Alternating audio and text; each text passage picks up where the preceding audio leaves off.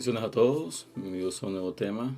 El día de hoy vamos a estar hablando sobre lo que es David intenta llevar el arca a Jerusalén. Es un texto bastante interesante, espero en el Señor de que sea edificación para tu vida. De antemano te invito a que te suscribas a este canal si no estás suscrito todavía y compartas este video.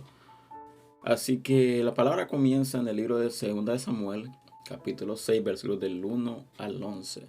Dice la palabra: David volvió a reunir a todos los escogidos de Israel, 30,000. Y se levantó David y partió de Baala de Judá con todo el pueblo que tenía consigo para hacer pasar de ahí el arca de Dios, sobre la cual era invocado el nombre de Jehová de los ejércitos que mora entre los querubines. Recordemos de que los filisteos robaron el arca de pacto, entonces la llevaron a su tierra. Todos conocemos la historia, todo lo que pasó. Hay un par de videos que pueden ir y verlos sobre cuando los filisteos robaron el arca y todo lo que pasó en ella, así que lo dejaré en las tarjetas, el contenido para el que esté interesado. Así que vemos de que el rey David intenta traer la arca de regreso a Jerusalén. Pero algo que sucedió es de que los filisteos mandaron el arca en una carreta y en bueyes. Pero algo pasó, dice la palabra de que pasaron cosas inesperadas. Entonces vemos de que David intenta literalmente hacer lo mismo, traer el arca, pero de la manera incorrecta. Así que vamos a profundizar en lo que es este texto para entender cuál es el mensaje que está ahí. Nada más de que muchas veces no lo logramos captar y Dios nos habla. Recordemos que la palabra de Dios es viva y eficaz. Así que hoy nos dice una cosa, mañana nos dice otra, pero al final es palabra de Dios. Así que dice la palabra de que manda, va juntamente con él 30,000 hombres a traer la arca del pacto. Dice que está entre los querubines. Pero dice el versículo siguiente: pusieron el arca de Dios sobre el carro nuevo y la llevaron de la casa de Abinadab, que estaba en el collado, y Usa y Ayo, hijo de Abinadab, guiaban el carro nuevo. Aquí vemos de que habían sacerdotes. Habían personas guiando el carro. Dice la palabra de que la pusieron en un carro nuevo y la llevaron a la casa de Abinadab. Pero ¿qué pasó más adelante? ¿Qué pasa? ¿Qué ocurre más adelante? Así que vamos a ver algo interesante. Dice el versículo siguiente: y cuando lo llevaban de la casa de Abinadab, que estaba en el collado con el arca de Dios, ahí iba delante del arca. Dice: y David y toda la casa de Israel danzaban delante de Jehová con toda clase de instrumentos de madera de haya, con arpas, salterios, panderos, flautas y címbalos. Algo que resalta el texto dice de que danzaban delante de Jehová. Dice con toda clase de instrumentos. Pero no solamente toda clase, dice de madera de haya. Aquí resalta un material, una madera específica de los cuales eran construidos o eran diseñados los instrumentos. Y aquí da un detalle, una lista de los instrumentos que llevaban consigo. Dice con arpas, salterios, panderos, flautas y címbalos.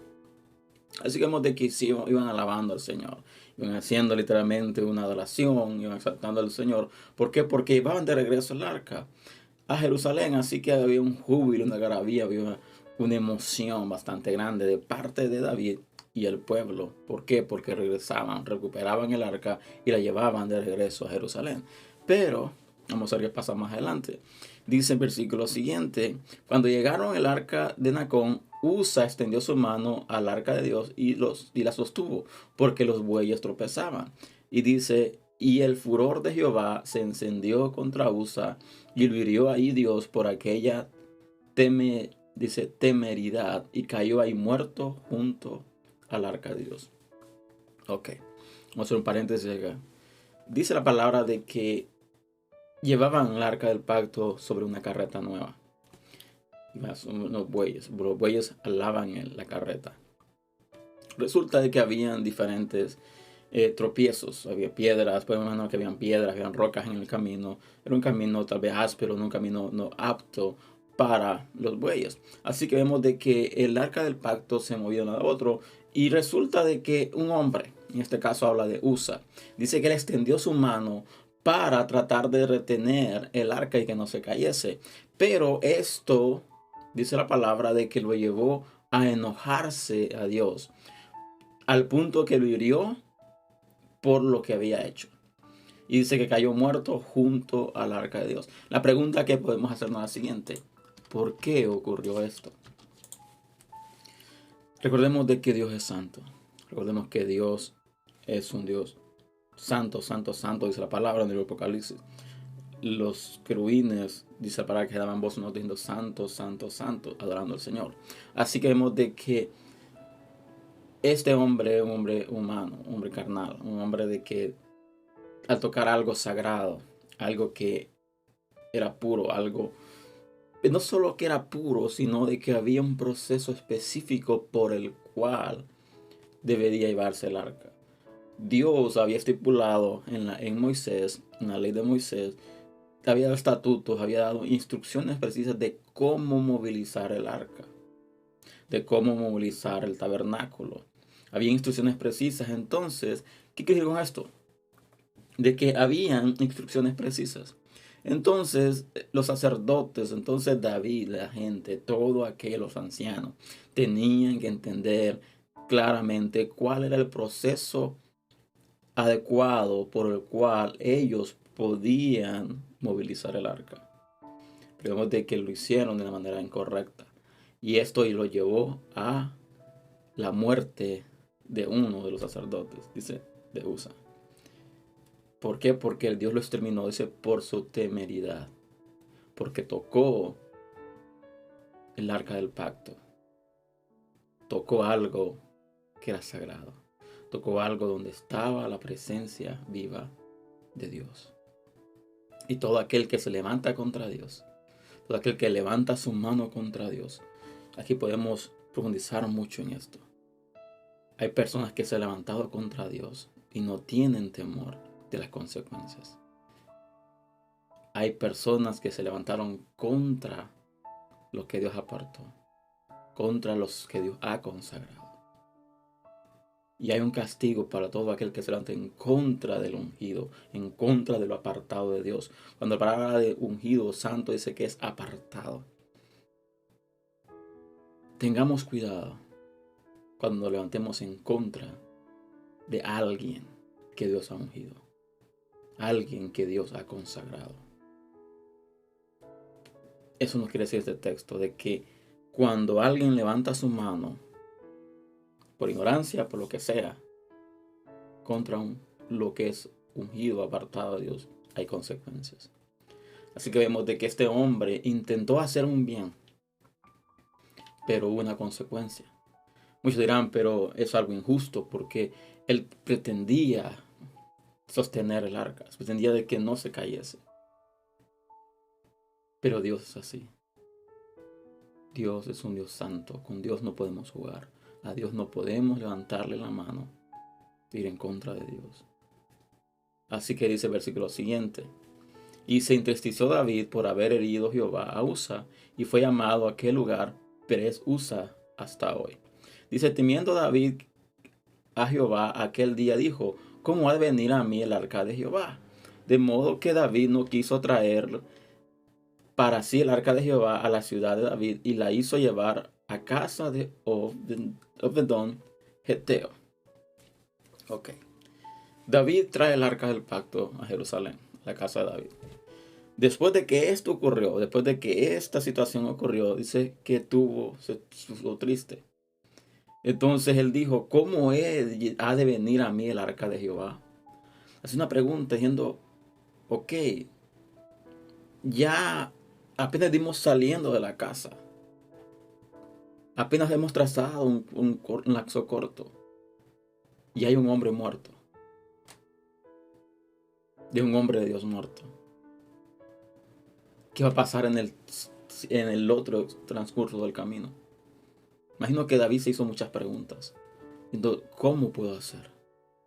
¿Cómo puedo evitar de que más personas puedan morir solo por traer la presencia de Dios a su casa? Y es una pregunta que debemos hacernos muchas veces nosotros. ¿Cómo ha de venir la presencia de Dios a mi vida, a mi casa, a mi iglesia, a mi ministerio? ¿Cómo he de traer la presencia de Dios a mi vida? Una pregunta muy profunda. ¿Cómo puedo yo atraer la presencia de Dios? Una pregunta complicada y simple a la vez de responder. Cuando tú caminas instruido, cuando tú te instruyes, cuando tú pasas tiempo en la comunión con Dios, Dios te da las herramientas precisas, los instrumentos precisos para que traiga su presencia, para que la presencia de Dios llegue a tu vida, llegue a tu casa, llegue a tu iglesia. Pero hay que instruirnos en la palabra.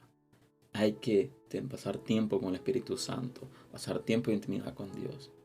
¿Para qué? Para que Él revele, para que Él traiga. Y esa fue la pregunta que David se hizo. ¿Cómo ha de venir a mí la arca de Jehová? Dice el versículo 11.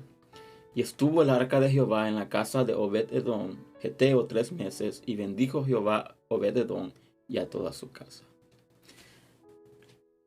Algo que llama mucho la atención, dice la palabra de que cuando la muerte de Usa ocurrió, dice de que David temió a Jehová aquel día. Dice la palabra de que él decidió dejar la arca de pacto en la ciudad y la hizo llevar a la casa de Obed-edom geteo. Y dice la palabra de que la arca del pacto, la arca de Dios, estuvo en la casa de este hombre por 3 meses. Y dice la palabra que Jehová bendijo a toda su casa. Y siento algo muy fuerte de parte de Dios de decirlo.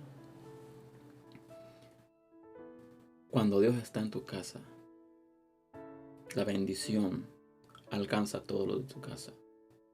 Cuando Dios tiene un lugar en tu casa, toda la casa es bendecida. Cuando Dios tiene un lugar en tu ministerio, que a Él le corresponde, tu ministerio es próspero. Cuando Dios tiene un lugar en tu iglesia, que a Él le corresponde, tu iglesia es bendecida.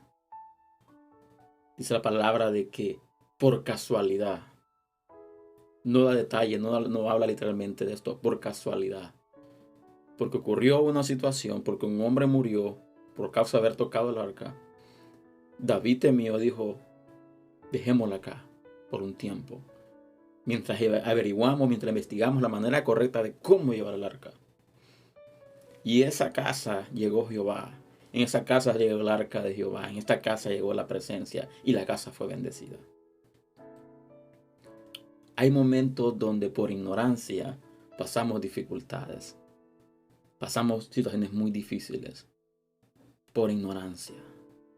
Y es importante que desechemos de nosotros toda ignorancia. Es necesario que nos instruyamos, que pasemos tiempo cerca de Dios. Porque Dios quiere bendecirnos. Dios quiere derramar de su presencia sobre nuestra vida, sobre nuestra casa, nuestro ministerio, nuestra iglesia. Él quiere hacerlo. Pero debemos de llevar la presencia de Dios de la manera correcta. No usando programas del mundo, no usando estrategias del mundo para traer la presencia. Eso es lo que hizo David. David imitó lo que le hicieron los filisteos. Los filisteos dijeron, vamos a hacer un carro nuevo, vamos a mandarlo en una yunta de bueyes. Y David hizo lo mismo.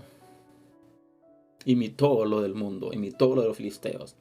Cuando Dios tenía instrucciones precisas de cómo hacerlo. Y la palabra nos da las instrucciones precisas de cómo atraer su presencia a nuestra vida. Nos da las instrucciones precisas de qué hacer y cómo hacerlo. Entonces no seamos ignorantes. No detengamos el crecimiento de nuestra iglesia, de nuestra casa, de nuestro ministerio por ignorancia. Busquemos la presencia, busquemos la instrucción de Dios para que su poder, su presencia se manifieste. Así que este es el tema del día de hoy. Espero en el Señor que ha sido bendición para ti. Te invito a compartir este material. Te invito a suscribirte a este canal si no lo has hecho aún. Y les invito el próximo fin de semana con un nuevo tema. Y hasta la próxima. Espero que tengan un hermoso día. Y que la gracia de Dios esté con ustedes siempre. Así que Dios les bendiga. Dios los guarde. Hasta la próxima.